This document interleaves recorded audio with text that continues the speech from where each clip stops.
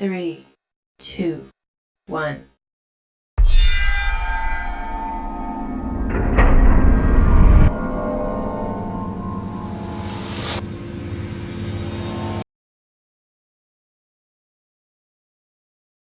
Now we are going to discuss scientific principles given by F.W. Taylor. अभी तक हमने F.W. Taylor के बारे में पढ़ा, उन्होंने क्या कंट्रीब्यूशन दिए और उन्होंने 4 साइंटिफिक प्रिंसिपल्स बनाए और 5 साइंटिफिक टेक्निक्स बनाई। वो 4 साइंटिफिक प्रिंसिपल्स अपन यहां पे देखेंगे। सबसे पहला, science not rule of thumb. यहां पर वो क्या कहना चाह रहे हैं वो देखते हैं। Taylor insisted that every job performed in the organization, ठीक है, every job performed in the organization should be based on scientific inquiry. Scientific inquiry पे बेस्ड होनी चाहिए, नॉट ऑन इंट्यूशन, मतलब कि मन से सोचा कि हाँ ये काम कर लेते हैं, कर लो, जाओ ट्राई कर लेते हैं एक बार, ऐसा नहीं होना चाहिए, ठीक है। एक्सपीरियंस, मैंने पहले करा था मुझे सक्सेस मिली थी, मैं अभी भी करूंगा तो मुझे सक्सेस मिलेगी, ये सोच नहीं होना चाहिए।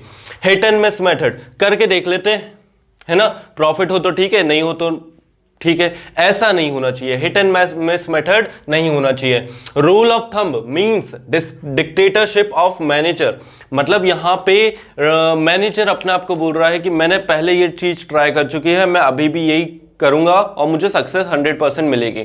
डिक्टेटरशिप ऑफ मैनेजर मतलब अपने लोगों से बात नहीं कर रहा है, वो एक्सपेरिमेंट नहीं कर रहा है, वो अपनी चला रहा है, डिक्टेटरशिप कर रहा है मैनेजर की, ये चीजें नहीं होनी चाहिए। Whereas scientific decision are based on cause and effect, ठीक है। साइंटिफिक डिसीजन किस चीज पे बेस्ड होते हैं? साइंटिफिक डिसीजन बेस्ड होता है एक्सपेरिमेंट पे, ठीक है, कि 10 जगह हमने एक्सपेरिमेंट करा, उसमें से 9 जगह रिजल्ट अच्छा आया, 1 जगह रिजल्ट खराब आया, तो हम इस चीज को अप्लाई करेंगे, ठीक है। And scientific measurement of method and ways of production, example standard time to perform job should be based on scientific method. ध्यान से समझना, एक काम को करने के लिए, ठीक है, एक काम को करने के लिए एक मैनेजर है, वो 2 घंटे दे रहा है, ठीक है। टेलर आए, टेलर ने उस समय क्या बोला कि नहीं 2 घंटे इसके लिए ज्यादा है, यही काम मैं 10 लोगों से करवाऊंगा, जो एवरेज टाइम निकलेगा उसी को मैं एक बेस टाइम बना दूंगा, उसी पे हर लेबर को कंप्लीट करना होगा।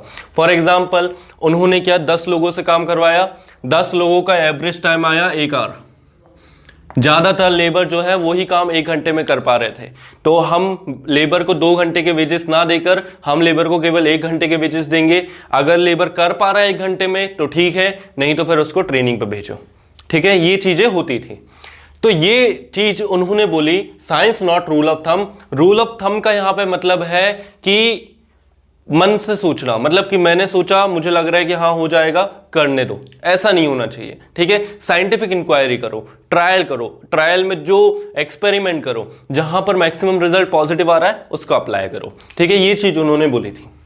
इसके बाद नेक्स्ट उन्होंने बोला harmony not Discord. Harmony not Discord का मतलब, हार्मनी का मतलब होता है शांति, शांतिपूर्वक, डिस्कॉर्ड का मतलब होता है लड़ाई, ठीक है। तो those who work in organization must work in harmony, that is with mutual give and take and proper understanding, ठीक है। तो जो भी लोग ऑर्गेनाइजेशन में काम कर रहे हैं उनको म्यूचुअल गिव एंड टेक के साथ काम करना चाहिए, ठीक है, मतलब साथ, हाथ से हाथ बटाना चाहिए, इस तरीके से काम करना चाहिए, प्रॉपर अंडरस्टैंडिंग के साथ। क्यों?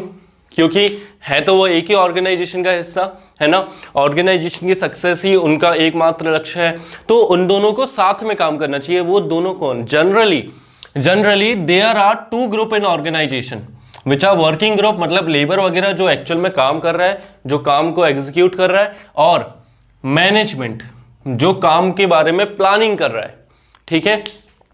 अब यहां पे होता क्या है, वर्किंग ग्रुप जो काम कर रहे हैं एक्चुअली, ठीक है, जो एक्चुअल में वर्क को एग्जीक्यूट कर रहे हैं, always thinks that they are overburden, वो ओवरबर्डन है, उन पे बहुत सारा काम है, एंड अंडरपेड, काम बहुत ज्यादा देते हैं सर और हमको पैसे बहुत कम देते हैं, ठीक है।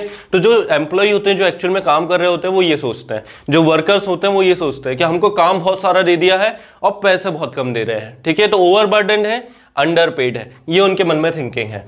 और मैनेजमेंट ग्रुप क्या सोचता है? Management group always thinks that workers are good for nothing, workers है, आज ये है कल कोई और होंगे, इनसे कोई मतलब नहीं है, ये गुड फॉर नथिंग, मतलब ये ऐसे ही हैं, आते जाते रहते हैं, ठीक है।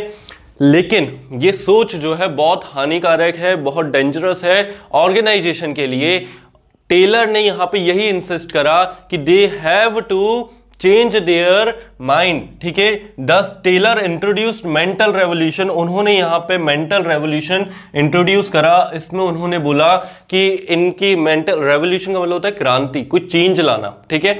तो मेंटल रेवोल्यूशन मतलब सोच को चेंज करना है। प्रोडक्शन डिपार्टमेंट मतलब वर्किंग ग्रुप जो है वो ये सोचता है कि हम ओवरबर्डन है, अंडर पेड है, ये सोच को बदलो, ठीक है।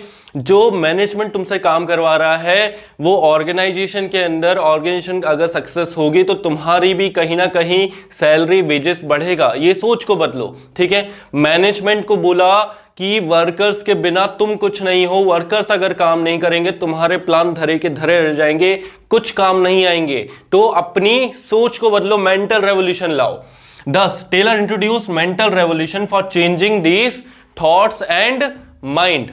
ओके, तो यहां पर अपन ने दो प्रिंसिपल देखे, science not rule of thumb, harmony not Discord.